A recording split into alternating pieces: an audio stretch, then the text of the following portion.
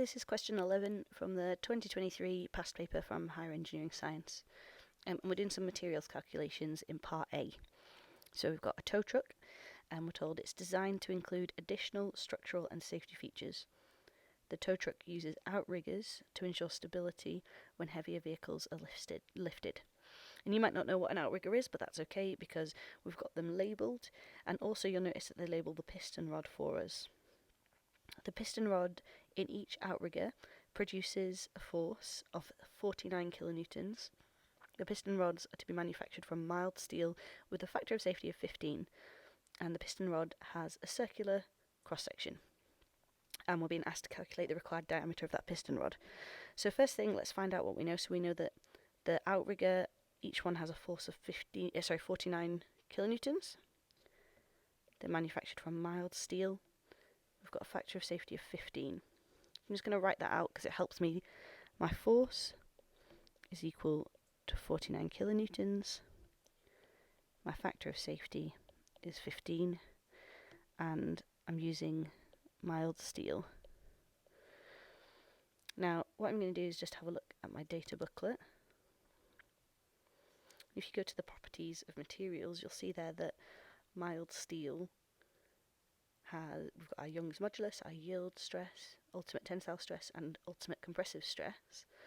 Now, the outriggers are going to be being compressed because the weight is going to be going down on them. So we're not going to use the ultimate tensile stress, we'll use the ultimate compressive stress for mild steel. So that gives us 430, and I'll write that down here, 430 newtons per millimetre squared, and that's our ultimate compressive strength. So what I'm going to do now is I'm going to use my factor of safety equation to work out what the stress in the material is.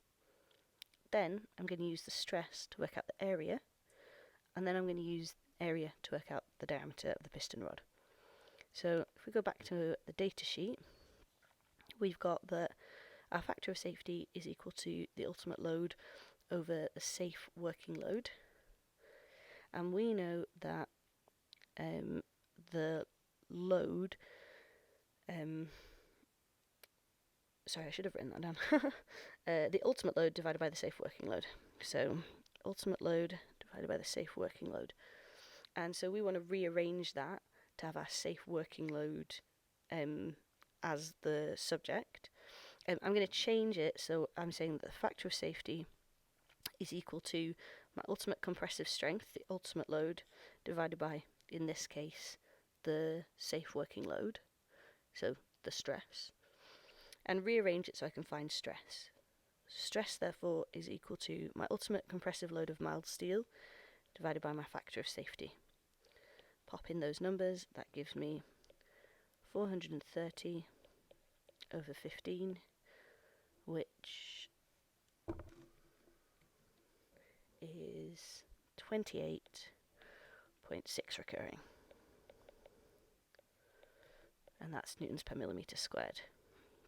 Now, remember, because you're in the middle of a calculation, don't round that. Leave it as it is and use it as that for the next section. If I was you, I'd store that in my calculator as A, and I would let myself know that by giving myself that little marker there to say that's A. Now I'm going to use my equation for stress equals force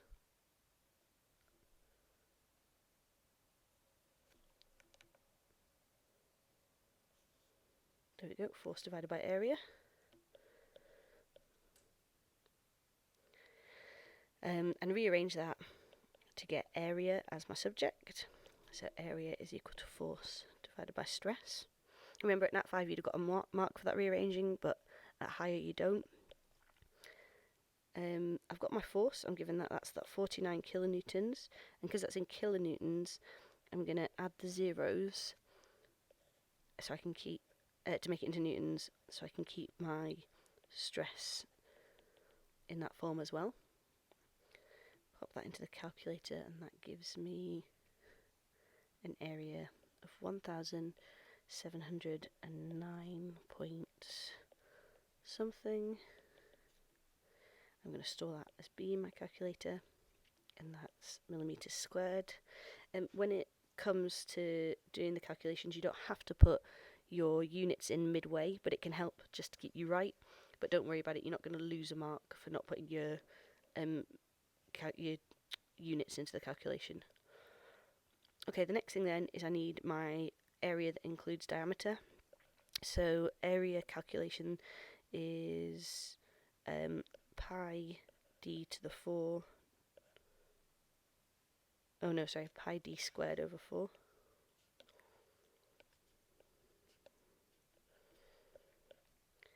And I need to rearrange that now to have d as the subject. So that'll be d is equal to 4a over pi, all square rooted. So that's going to be 4 times 1709, etc., all divided by pi. I'm going to pop that into the calculator. Gives me 46.6513. So rounding that to two significant figures, 47 millimeters. So my diameter is 47 millimeters. I'm going to just pop it there as well, that's to two significant figures. And I'll just show you quickly where you could expect to get the marks from in this 4-mark question. So we've got 4 marks. You are going to be getting 1 mark for correctly identifying the ultimate compressive strength of mild steel. So make sure whenever you use any information from the data booklet, you write that down. You don't have to identify that it's come from the data booklet. Also, if there's ever a mistake, don't worry about proving things particularly. You can always just say assumed and then explain why you've assumed that. Second mark, therefore, is going to be for the stress. Your third mark is going to be for calculating the area. And your fourth mark is going to be for calculating the diameter with units. Okay, so this is the only one that matters, that you do that calculation with units. Don't worry too much about doing it midway. Sometimes I just think it helps to keep your head on track. Having a look now at the other section of A, so this is a part II, we're told that each piston rod has a length of 320 millimeters, and we're asked to calculate the change in length of a piston rod when it experiences a stress of 86 newtons per millimeter squared. So we're definitely going to want to look at our equation for strain, because strain is the equation that gives us change in length divided by length. But we're going to need to work out our strain first. Handily, we're given our stress. So our stress is 86 newtons per millimeter squared. And in terms of finding out E, that's okay as well, because we get that for mild steel from the data booklet.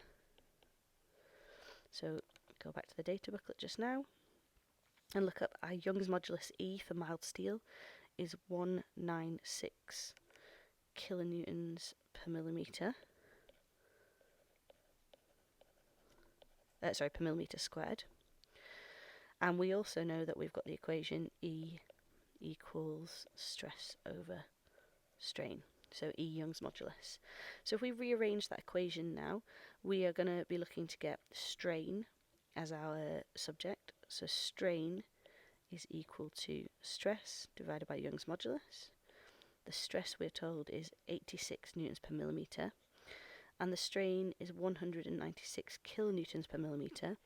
So don't forget to change your 196 into newtons there. You must have them in the same unit. That is going to give us a value of 0.004. Again, I'm just going to store it into my calculator because I'm not rounding at this point. The next thing I'm going to do is I'm going to rearrange my strain equation. And I am looking for the change in length.